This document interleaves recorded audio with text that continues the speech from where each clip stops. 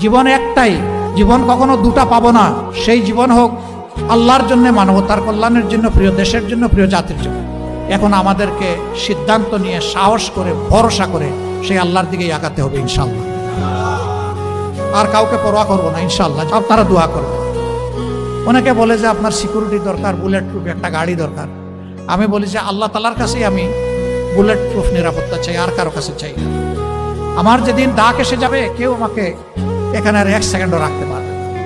আর যতদিন আল্লাহ আমার হায়াত রেখেছেন কেউ আমাকে এই দুনিয়া থেকে উঠাই ফেলতে পারবে না।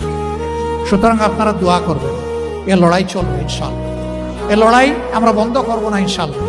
এ পথে আমরা থামবো না ইনশাআল্লাহ। আমাদের সামনে হিমালয় পর্বত দাঁড়ায় গেলেও আল্লাহ তাআলার শক্তির সাহায্যে সেই হিমালয় পর্বত আপনাদেরকে, জাতিকে সাথে নিয়ে ইনশাআল্লাহ আমরা টপকাব। নিজে দুর্নীতি করবেন না এবং কোনো দুর্নীতিবাজকে প্রশ্রয় দেবেন না। সমাজের সর্বক্ষেত্রে ন্যায় বিচার প্রতিষ্ঠা হবে, বিচার বিভাগ স্বাধীন হবে। কেউ বিচার বিভাগের উপর কোনো রাজনৈতিক হস্তক্ষেপ করতে পারবেন না। অপশাসনের বিরুদ্ধে, দুঃশাসনের বিরুদ্ধে, ফ্যাসিবাদের বিরুদ্ধে আমরা ঐক্যবদ্ধ। আল্লাহ তাআলা আমাদেরকে এই তৌফিক দান করুন। আসসালামু আলাইকুম ওয়া রাহমাতুল্লাহি ওয়া বারাকাতুহু।